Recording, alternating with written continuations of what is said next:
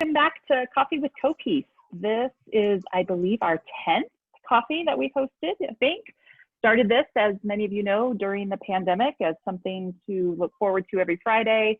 And then we've moved it just to monthly and tried to have it be just an informal, casual conversation, engaging with everyone in our community and across the country. And we've had lots of different special guests over the last couple of months.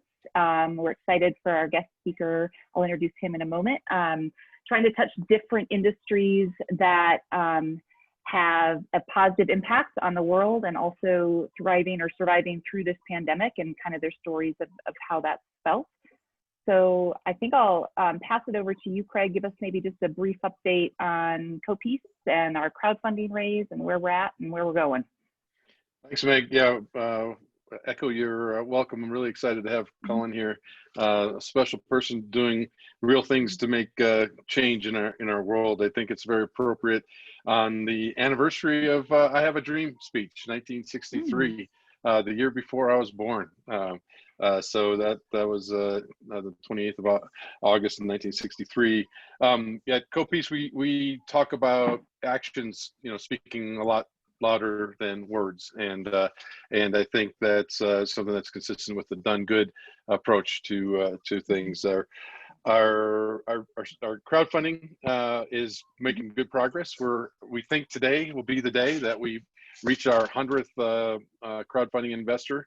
I will disclose here that I'm a crowdfunding investor in Done Good. They actually started some of their path the same way, so we have that in common. We're making progress at CoPeace. As John, I think, just joined us, we've been telling everybody that we're being stubbornly optimistic in the face of all of our challenges we have in front of us, and it does feel like real change is coming in a good way. So we feel honored to be part of that in a lot of ways. We did start in earnest our sales team this week. So we are starting to reach out to the world about our marketing and our finance capabilities. So that's something that we feel, we want to be of service to the impact community. And I think that's something that we can provide as people are looking to fill gaps in what they're doing. So very honored to have Cullen here today and excited about listening to his update. Great, thanks, Craig. Next, I want to pass it over to Hanan. He's going to give us a brief update on one of our holdings, AST. We've got some exciting news there, so go for it, Hanan. Yeah, thanks everybody, and good to see you again, Cullen. It's been a while, but it's nice to get everybody here. Yeah, even in spite of the pandemic and in spite of AST's CEO's wedding get postponed twice now, which is a bummer, he is able to fly here to the US and execute our testing that we've been waiting on for 6 months now. We've had hazardous waste from ICL, which is Rome Industries. We received AST receiving an LOI from them to start building their plant from them. Rome Industries actually sent the waste here to the US in March of this year to initiate the testing, and obviously everything halted.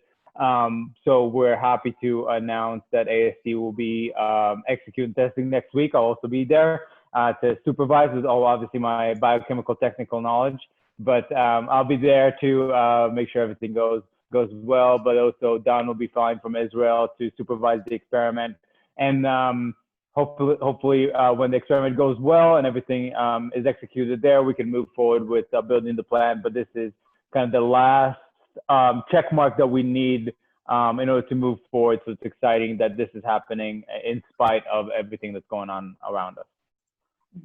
Excellent. Thanks, Hanan. Great. And with that, I think I'd like to introduce Cullen Schwarz, our guest speaker today. Cullen is the founder and chief of Good Thoughts for Done Good. I am personally a huge fan of Done Good. First of all, I'm an obsessive online shopper, and I am a recovering Amazon addict. So this has been a good thing for me because we like to refer to Done Good as the Amazon for social good. So it's the same idea type of platform where you can go online and find pretty much everything you need. And we met Cullen a couple years ago. We've had the pleasure of meeting him in person because he is based here in Denver, and just doing really great things. Cullen formerly served as a senior communications advisor to members of Congress and in the Obama administration. And he quit that career to start Done Good because he believes the world's most powerful force for change is the dollars that we spend. So with that, I'm going to turn it over to you, Cullen, and then we'll open up for questions for everybody on the call. Yeah, thanks, Meg. Yeah, I'm glad we can wean you off your addiction. Yeah, I did. I got out of politics because I do believe the dollars we spend can be the world's most powerful force for change. That, and so I don't have to wear suits in the DC heat every day anymore. The stuff they say about the dry heat in Denver, it's really true. I know it's cliche, but man, it's so much better.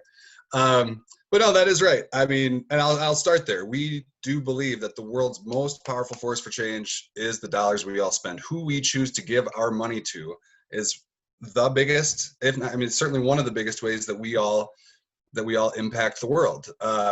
Americans gave $400 billion to charity last year, all the charities, total charitable contributions, $400 billion. It's a ton of money, and that's great. We spent 325 times more than that buying stuff.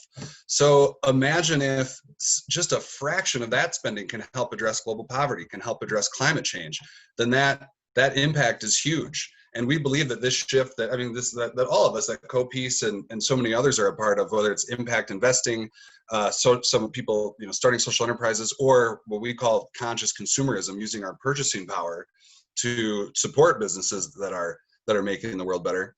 We believe that will be the most impactful, greatest, transformation of our time.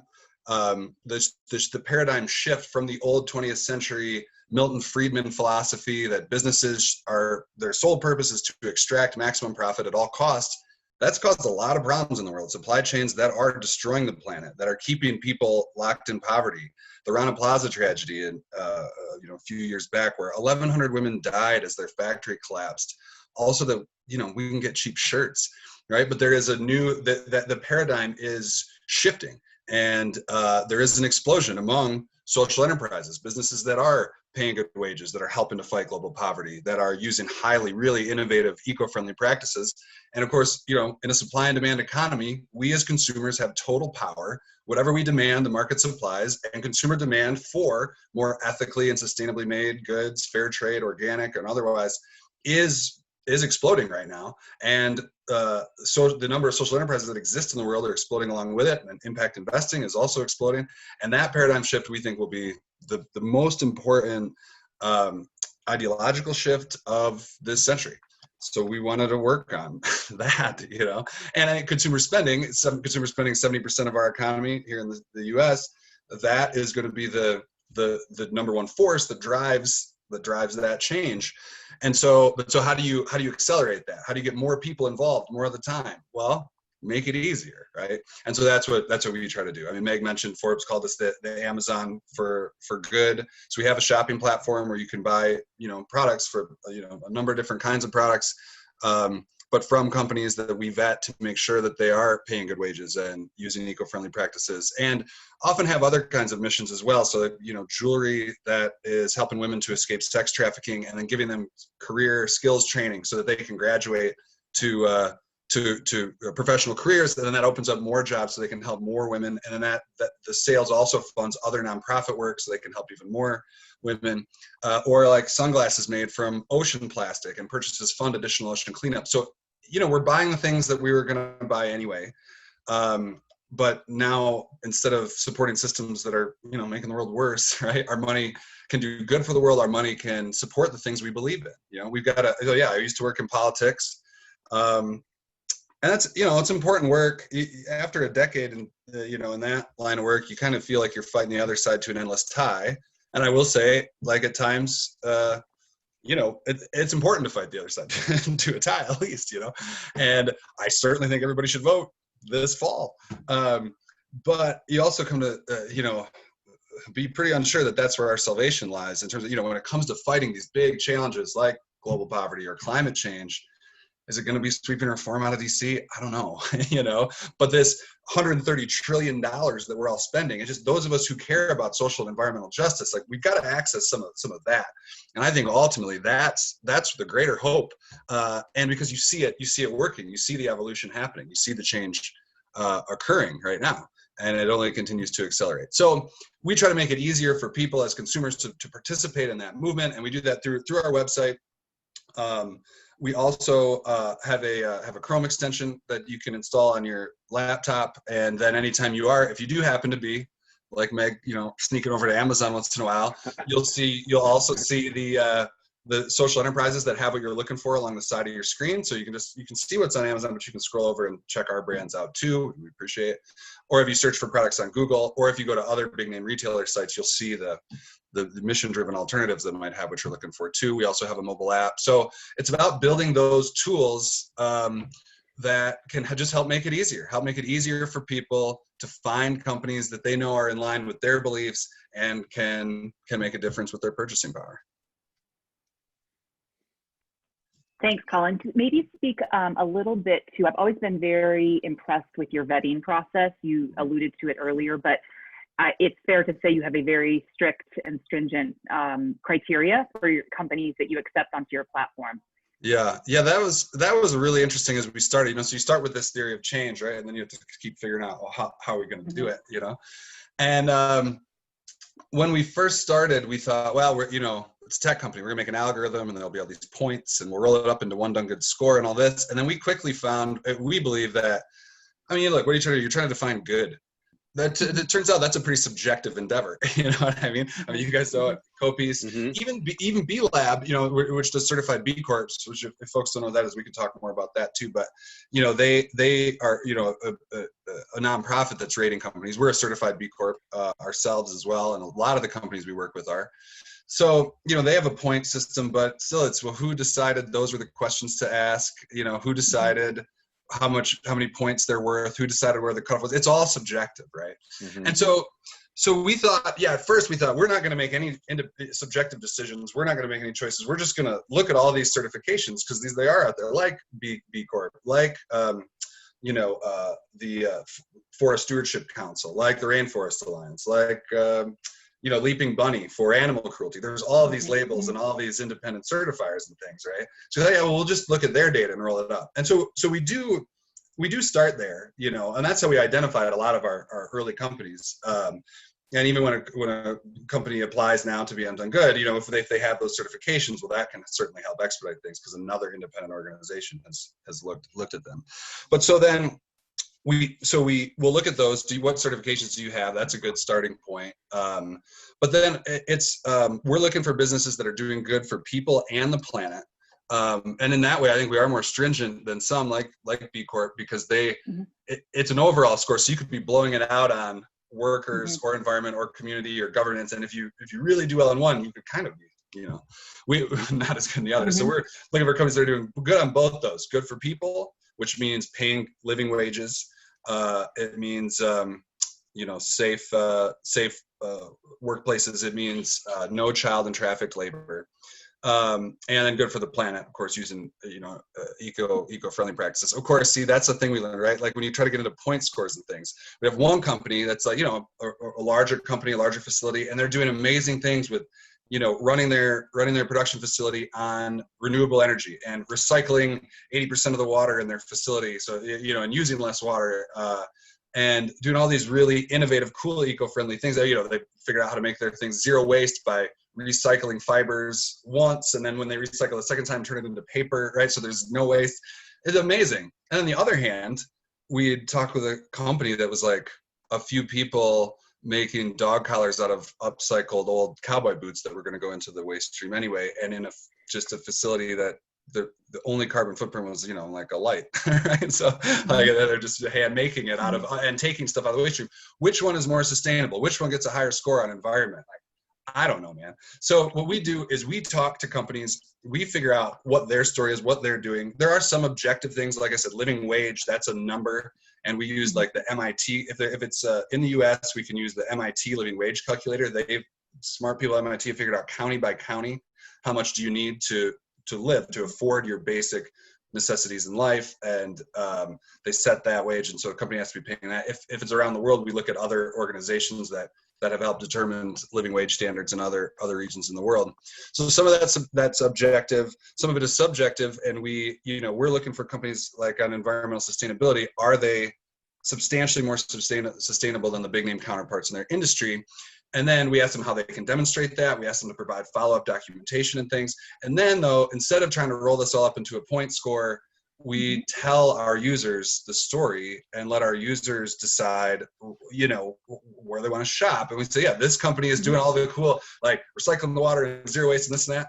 This one's a few folks, making something cool with their hands out of upcycled material that would have gone to the landfill otherwise, right?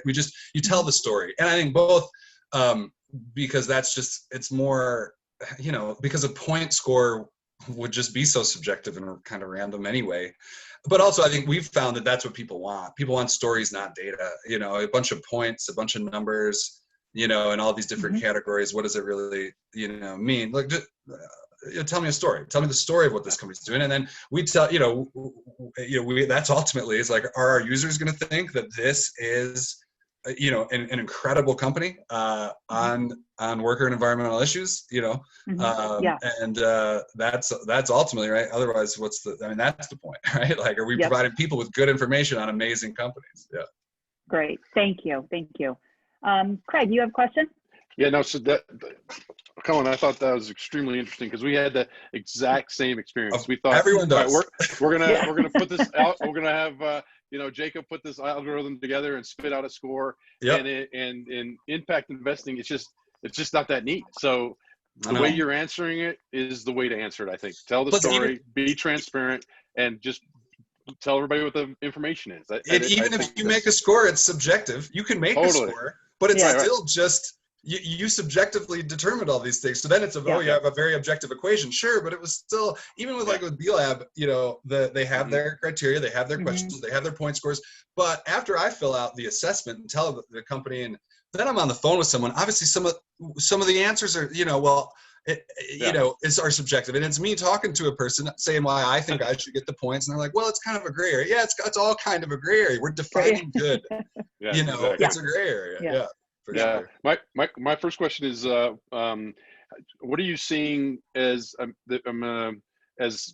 what are people willing to pay as a premium, and how is that kind of changing as you've been getting going? That's really interesting. That's a really good question. And what we found is a floor and a ceiling, right? Like it's not even like a percent. It's not like, people will pay 10% or triple or whatever.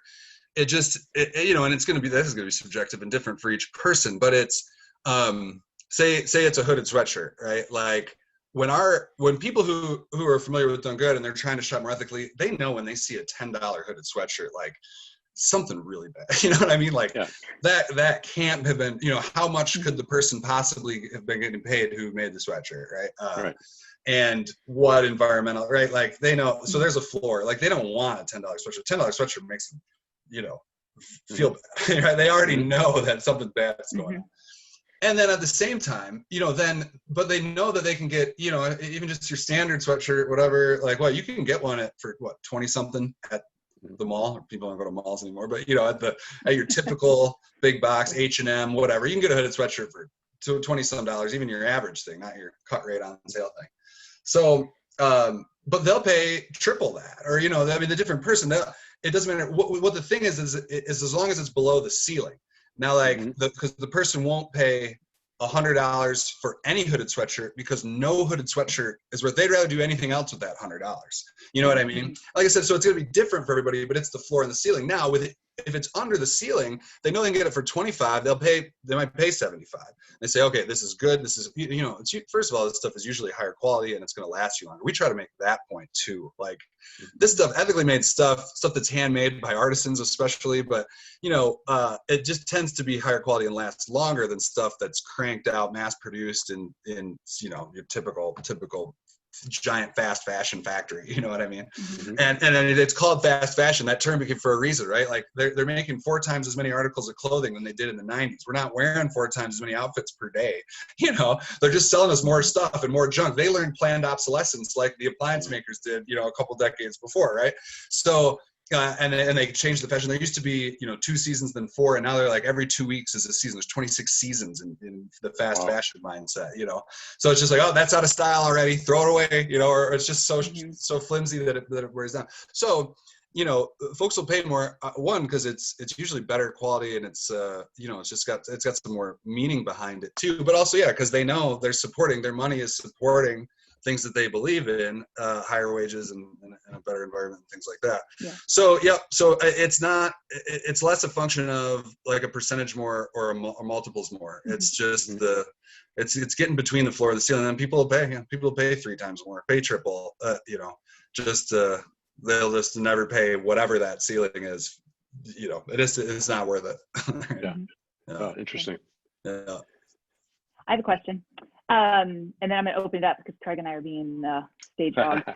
So Cullen, with your political background, I'm curious, do you feel like there's policy changes that are possible, that are viable, that have a future, that could help with this whole global issue of fast fashion particularly, or is that kind of a losing cause?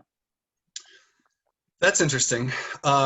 There's been some legislation around, transparency. Anytime you can require greater transparency or require companies headquartered here to care about their supply chain. Because see, this was always in the first wave. I came up through the first wave of like sweatshop activism. Like we didn't have, it wasn't called ethical fashion. It was anti-sweatshop. And so at that time, these companies, because the way it works, right? There's not like an H&M factory in Bangladesh. Right, they are producing massive amounts of clothing around the world, and they're subcontracting all their production out. And then that production facility subcontracts to get the materials, and then the material, the mill is contracting for, the cotton, right? I mean, all the way down the supply chain. Meanwhile, you got the zipper, which ultimately came from a mine. I mean, the supply chain is huge, and H&M is they're a brand and a marketing company, and then retail stores, but like. They don't make anything. They hire companies who make things. So that their position always used to be, hey, not our company. Go talk to those people, right? And so but then through public pressure, people start to say that's not good enough. These are still your clothes. This is still your supply chain. You're still profiting off of this. So if people are locked in poverty, if people are dying, if it's destroying the planet, yes, you're responsible. So now they have codes of conduct, and now they have, like they pay lip service at least, to say like, oh my gosh, no, that's not their answer anymore, that it's not our problem. Now their answer is, well, that's terrible. We won't do business with that one anymore. It's like, yeah, but what are you doing to vet on the front end? Like Patagonia pays a nonprofit a large sum of money every year to be constantly inspecting their supply chain. And they find things, right? So it's not like Patagonia is, it's not that you don't know that it's always going to be free of anything bad, but they're looking and they're finding and they're rooting it out themselves. You know what I mean? They don't wait for someone else to find it, and then they say, okay, well, we'll cut the contract with that one. I mean, at least that's an improvement from where we used to be 20 years ago when they just said, but like, what are you doing to, proactively? And so, I mean, to the extent you can legislate that, you can require that, or at least, create, more transparency. I mean, blockchain technology may provide a lot, more capability to be able to follow things through supply chains and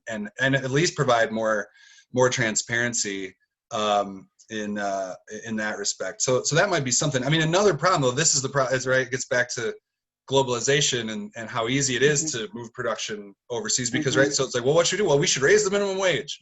Well, sure, we should. It should be 15 an hour, But then also, how do we get other sovereign countries to lift theirs, And so that's where, there is promise in global trade agreements if part of those agreements really do have teeth in terms of labor rights and environmental protection. If it's like, you have access to the U.S. market, but only if you meet certain standards. The problem is, at least in the earlier iterations of these big free trade agreements, there wasn't any of that. The Obama administration, when they were negotiating TPP and things, they had some tougher standards. I mean, even that's gotten better. Global trade could be used as a powerful tool to help lift the floor, right? It's the opposite of the race to the bottom, right? The race to the bottom is, well, now you actually have countries who want to attract that production, and so no, we don't. We're going to make sure we don't have any pesky environmental regulations, or and you can exploit workers as much as possible, right? Like, because then we get the investment here, and in terms of people at the top in that country make money off of it, other stuff. So I think that's the thing. I mean, legislation, but could global trade, as a policy, could our leaders in Washington use global trade and these trade agreements to help lift the floor? Sure, if there was the will to do that. And, and then that does level the playing field some too, and it makes it less likely. If you are a big, made in America type person, then I mean, then what you should be doing is lifting global labor rights standards around the world, because then it makes it less attractive to move overseas too, right? Yeah, very good. Thank you. That was helpful. John, I think you had a question. Oh, you're on mute. Hold on. Right. We can't hear you. See if you can unmute yourself.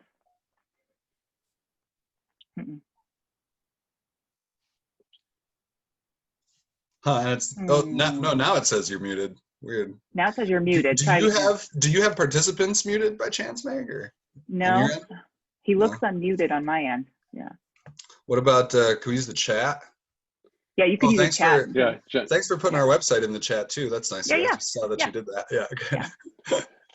Colin, give us examples of some brands that people would know that are in Done Good, and then some brands that people wouldn't know that are stories that you'd like to brag about. Oh man, yeah, that's that wouldn't know, or there are more that you wouldn't know, right? I mean, by definition. We're formerly working with it. See, I don't know. Well, you know this, Craig. I don't know if we're gonna get too in the weeds here, but we, in our former model, our affiliate marketing model, we worked with some bigger companies like Patagonia and Warby Parker. Those are both certified B Corps. Some of the few really big companies. So we didn't work with too many big well-known companies, because most big well-known companies don't meet our standards, and also we found too that while like being able to say that we work with these companies, it's good for like the investor class and folks, and good to get people like as like a sort of social proof, like, oh well, you can trust this company Done Good you've never heard of because they work with Patagonia, so they must be. But in terms of like sales, we never sold that much stuff of theirs because people already know Patagonia, right? If our whole thing is, well, we're making it easier for you to find these amazing companies. Well, I already know Patagonia. I went to the store and bought all my stuff, or I was already on their website, So we just never sold much of their stuff. And so then when we shifted to the marketplace model, we've had to switch all our brands over too. So we went from, 200 some, and now we're approaching 100 some again, but we had to get everyone, it's a lot of work, pushing the ball back up the mountain, and so, yeah, we've got, and stuff that you might have heard of now. I don't know if folks have heard of like Solo. That's one of our bigger, you're familiar with them. That's one of our bigger shoe companies. I don't know. I think you probably wouldn't have heard of most of them, but that's why Done Good is cool. Like you would have not known about these companies. Yeah. Again, we've got, some of these examples I gave earlier, but we've got, we do have like clothing companies that are making, that are completely zero waste. Oh, we got one that's really cool. So the one about making paper, like that they can recycle fiber once and use it again, right? So they use their scrap. First they get excess material from fast fashion brands because they end up just tossing huge amounts of fabric, but that is still new and totally fine, right? So they get that first of all. So they're taking waste out of the waste stream. Then they make clothes. Then with the scrap material from their production process, they can turn that back into fiber, make more clothes. The scraps from that, they can't, I guess, for whatever reason, you can only reuse the material once. You can only recycle it once. But then it doesn't have the same quality, so they don't want to sell that. But then they turn it to paper, right? So like that, so they are literally zero waste. We got another one that's a bathrobe company, and really cool bathrobes. They make their facilities zero waste by taking their scrap material and turning it into bathrobes for beers. It's a beer koozie, essentially, right? So like, nice. You get your human-sized bathrobe, and they're really comfortable. And that's the other thing, right? Like, again, I've got one. It's awesome. It's super comfortable, super good. Now, it's like $80. I could get a cheaper bathrobe, but it's supporting that one it's made in LA, paying $15 an hour. And then, it's just cool. It's funny. I've got to get a few of these, beer koozie bathrobes too, so it's, cool. Gosh, what else? There's like so many. Empowered Lights is an interesting one. Because we've got a bunch of clothing, we've got a bunch of home goods. I tell you, we sell a ton of bed sheets. Really good, organic. And so then, because I think that's one of these where it's like self-interest too. You wouldn't believe the chemicals that non-organic bedsheet companies have us all laying in. We're laying a third of our lives in there too, So bed sheets, I would think that's got to be one of the largest challenges, just to kind of educate people and that marketing message that, hey, this stuff is not good.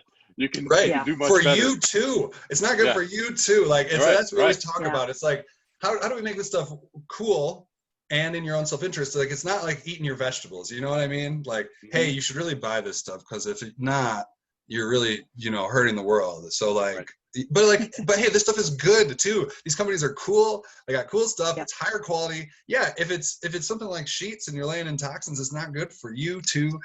So trying to roll all that together. This is a win for everyone. It's a win for you. And like, it's cool and it's fun and it's interesting. I mean, that's part of it too, right? And not just like this chore that you grudgingly have to do because otherwise it's bad, And we go back before that too. It's like, I mean, because the guilt factor didn't get me involved, right? It's like, I don't want the negative. I don't want to support sweatshops. I don't want to support child labor. I don't want to support slavery. Is still a $150 billion global industry. We call it human trafficking now, but slavery. I mean, slavery exists, right now. And I don't want to support that. They've got this one nonprofit, I think out of Australia, has a slavery calculator. You can tell them about like what you bought and kind of where you bought it, this and that. And it's, that's a pretty loose, thing. But still, then it's like, 62. You know what I mean? You're like, I don't even buy that much stuff, right? And so like, you had 62 slaves like touch things you own this year. You're like, holy shit. So that, there's that. On the other hand, do you want to, you want to be a downer and like make people feel guilty?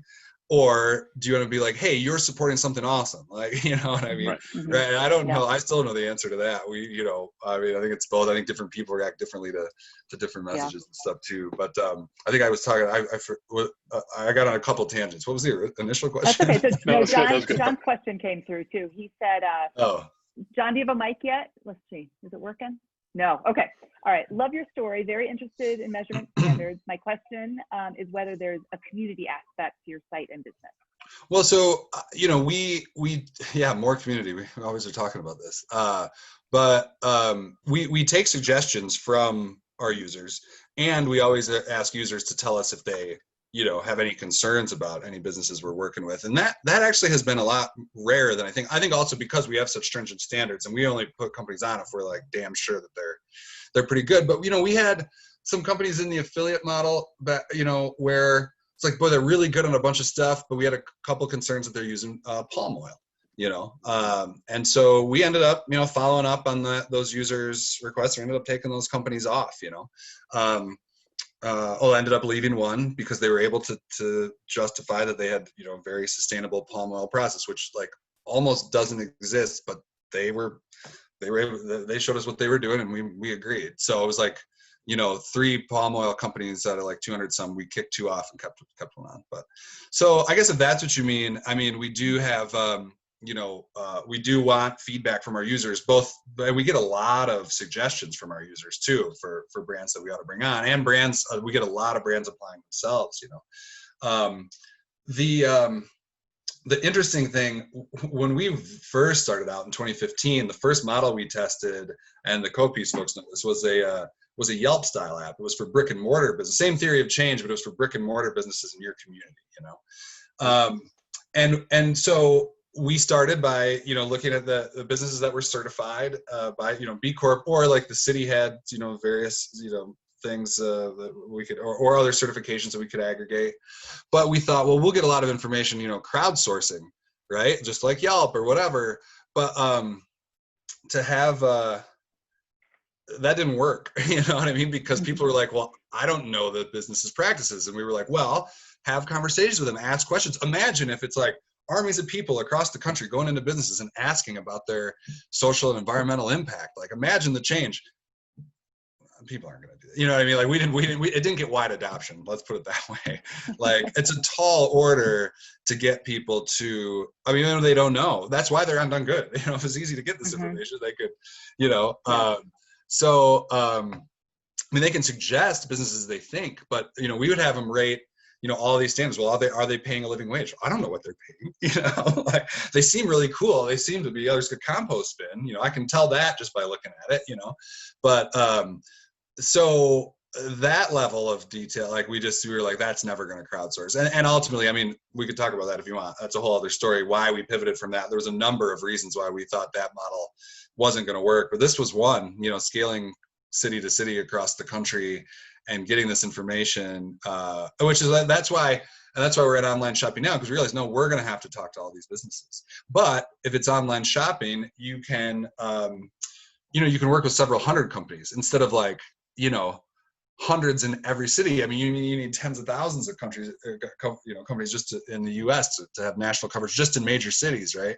Where now we can, and that has meant we've been able to work with companies that have a much better social impact and have a much higher threshold. Because another reason we switched from that old model was that in order to make that work, we had to let businesses on who qualified for any one of our social impact categories. So it was like, well, they're environmentally friendly, but they're not doing anything else, or they're just locally owned, or they have organic products, but they could be doing terrible on all the other things. So now, because we get to work with fewer companies, we can keep the social impact threshold much higher and work with the kind of companies we want to work with. So I don't know, John, I don't know if that answers your question. I answered maybe a couple others in there too, but yeah, okay. I'm gonna run this for a second, because it looks like we lost Meg and Craig. Yeah, Maybe we did. The Highlands Ranch internet went down, I think. I don't know. I had a question while we're waiting on Meg and Craig calling. Obviously, during the pandemic, obviously Amazon, we're seeing all the retail online, purchasing going up. What are you guys seeing? And you seeing any? Are you seeing kind of the appropriate uptick, or are you seeing an additional uptick because maybe people have a little bit more time to think about what they're purchasing? Like, I'd love to hear kind of your correlation to the general online market. Well, that's the thing. Everybody assumes, they say, oh, well, e-commerce is way up, so you guys must be killing it right now. But if you dig into those on those numbers a little bit, e-commerce is way up because shopping for groceries online is up 1,000% or whatever. Right. But clothing went down, right? Right, because it's sweatpants. Yeah. Well, sweatpants maybe went up a little bit, but clothing as a whole. What we've seen on our site, and luckily, like, right, because we're a marketplace, so we sell whatever our brands sell, right?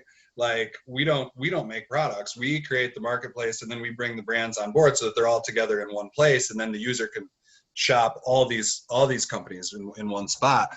So luckily, a lot of our brands started making masks and hand sanitizer and things like that, and so we certainly sold a lot of that stuff.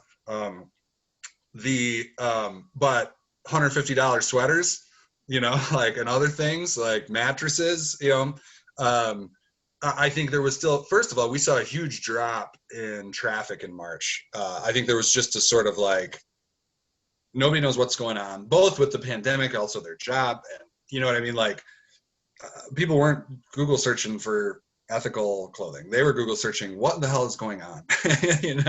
Right? So, we actually saw traffic drop in March a lot. So we're like, yeah, great. Just as we're launching this new marketplace, this new business model, our traffic drops. Now it's gone back up and we've bounced back from where we were. But still, like, some of the categories that we sell actually are down across e-commerce. And then we've been able to make that up some through masks and hand sanitizers and things like that. So if we were selling groceries online, it would just be through the roof. We're not, right? We're selling, more consumer, hard consumer goods, non-perishable, clothing, home goods, jewelry, some food, but packaged food items, and specialty stuff, chocolates and suckers that you can plant the stick and it grows to a flower, like stuff like that. That was a good one that Craig asked me for interesting examples. That's one. So, I don't know. For us, I actually think we'd be better off without the pandemic, personally. It's tough to say, right? Especially because we just launched a whole new thing, right? So it's like, well, was it pandemic or was it the whole new business model you just launched, I don't know if people are interested. I guess real quick, you heard me talk about affiliate model versus marketplace. Before, we would aggregate all these products, but ultimately you'd click on the product and then you check out on our partner's site, which is a lot easier for us to execute, especially when we were just like literally like a few people and no money. It takes a lot of technology because now we're a marketplace. So like Amazon, we have the checkout cart on our site, so you can buy for multiple brands of ours in with one checkout. Before, if you wanted to buy 3 things, we had to kick you to 3 different sites and you check out 3 different times, which obviously is a hassle and a drag on conversion rate, drag on sales.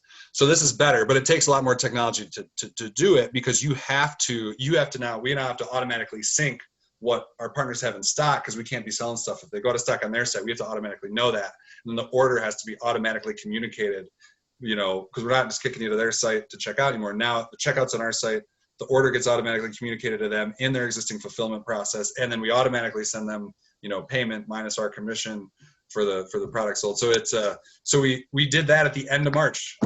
We were on track to do that, in March, and then in March, the pandemic hit. So we were like, well, we're still doing this, and so it's impossible now to disaggregate, Well, at least you're not in the travel business, so totally. that's one right. So, but no, that's interesting. So because I would have thought that there will be some spending that is more on the frivolous side, on frivolous, right? On the stuff that's just extra stuff. But it's interesting to see that people are actually more are more targeted than I guess what we hoped for.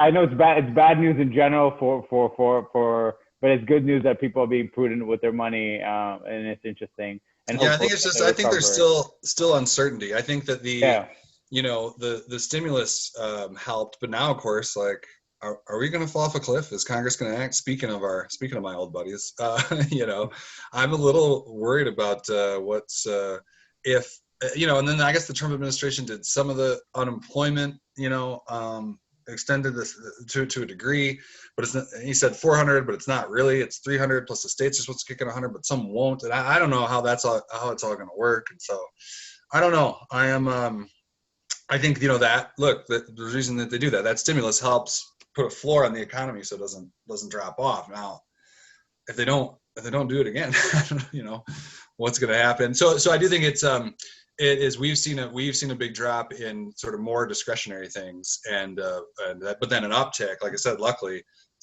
masks and hand sanitizer and bar soap and things like that have been able to make up the difference. Thanks. Looks like Craig and Meg are back. Sorry, we lost internet over here. I think it's the roofers in our neighborhood. Yeah, I know. We got a lot going on over here. Sorry. Yeah, you two both dropped at the same time. They said, I know. Jim said, "Yep, Highlands Ranch just lost internet." Did Hanan talk about his infrastructure? We usually try to time that just right, so because some of our investments are in infrastructure, so we're trying to say, right. We all just stopped talking and sat here silently, waiting for you guys to get back up. That's great. Colin, we sincerely appreciate your time today. This has been really just insightful and pretty uplifting, actually, just to know that there's such a platform. And I want to encourage everyone on the call to check out donegood.co. I put the link in the chat.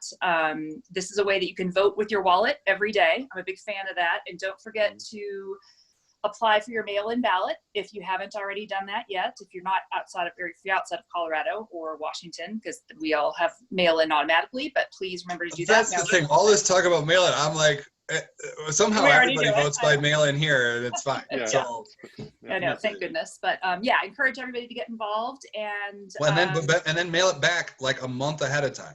Or don't even mail it. Take it to the Dropbox. Take it to the Dropbox immediately. The post office, immediately. They're not going to sort that stuff. It ain't going to get in that time. I don't trust what's going on in the post office at all. So take it to the Dropbox. That's the lesson. Or mail it a month early. Oh, did they freeze up again? Yeah, we lost them again. Colin, I have a question for you. Oh, okay, yeah. Does your beer koozies keep your beer warm or cold? I don't think they're more of a novelty. They're literally the same fabric as as a cotton bathrobe. They're not even like the terry cloth or whatever. They're cotton. So it's I think they keep your hand from getting too cold with a cold beer. So they work in that respect. But it's so that they have something fun to sell with their scrap material. Keeps your beer fancy. I wouldn't put too much. I do have a question. I think I got one. I could probably dig one up real quick. too early to crack the beer, maybe, but Yeah, I have a question on transportation time, because that's Amazon's big star. Tell What's me your about it. transportation time Tell me on about it. order? It depends, right? So like because it's a marketplace, our shipping times are as fast as the brands who sell, right? So like we put them all in one spot. You can find them all. We make it easy. You make the purchase on our site, but the order gets then sent to that company who's going to fulfill it in the way they normally do. And then some of our companies, can get it to you relatively quickly. Some are going to take longer. Sometimes we have to hassle. Hey guys, can you hurry it up here? Our people are contacting us, asking how long it's going to take. And especially with COVID and everything, that just comes up the works more. I will say one of the reasons that Amazon can get you that stuff so quickly is because they are just killing their warehouse workers. There's been a lot of that in the media the last year or so, and so unfortunately, like sometimes running ethically is at odds with getting something quickly, right? I mean, what do we want? We all want it cheap. We all want it quick. Well, okay, but then that's part of the problem, right? We want cheaper, quicker. Well, that's going to mean people don't get paid as well. It's going to mean environmental degradation. And it's going to mean, in Amazon's case, I mean, you've seen these lawsuits now, these people working, really long hours and having to work really hard and having to keep up with package quotas, can't go to the bathroom because yeah, you can, it's across the warehouse and you won't make your quota if you take the 5 minutes it's going to take to walk over there and go to the bathroom. 7 pregnant women sued at Amazon because they said they weren't able to take bathroom breaks. And so, it ain't going to be as fast as Amazon. It's not going to be free 2-day shipping all the time if you're a Prime member, there's companies springing up that help with that, who try to get shipping, who try to help create shipping that's faster for other companies. And at some point that's on the docket for we're going to do that one day, is try to get work with one of these companies and then get all of our other brands, or most of them, to be members so that hopefully it can help speed shipping time.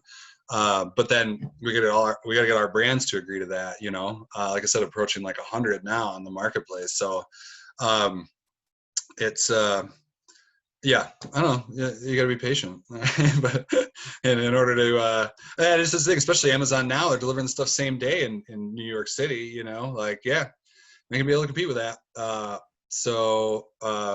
But that's the thing. But people who are only looking for the cheapest and the fastest probably aren't our shoppers anyway, but still, I know that some people, you still want things quick, and sometimes you have to have something quick, and we acknowledge that. We don't need everybody to not shop on Amazon ever. We just hope they'll shop on our site a lot of the time, so yeah, sometimes you need it the next day. Hell, we ain't gonna be able to do that. So Thank you. Gotta go to Amazon. Yeah. Thank you. Cullen, I will wrap us up one more time. I appreciate all the questions, thoughtful answers. It's a great product, and as I'll reiterate what Meg said, please check out Done Good, because it's easy to get lost in the scroll and do some window shopping. So it's a good time. Thank you, everyone. We'll be back again next month, September, Friday, the end of September, and we'll send out a link for that. So stay connected with us. But yeah, Cullen, thank you for your time. Thanks everybody for being here, and have a great weekend. Yeah, no, thank you very much for having me, and thanks everybody for joining too. Yep. Bye. Bye, guys.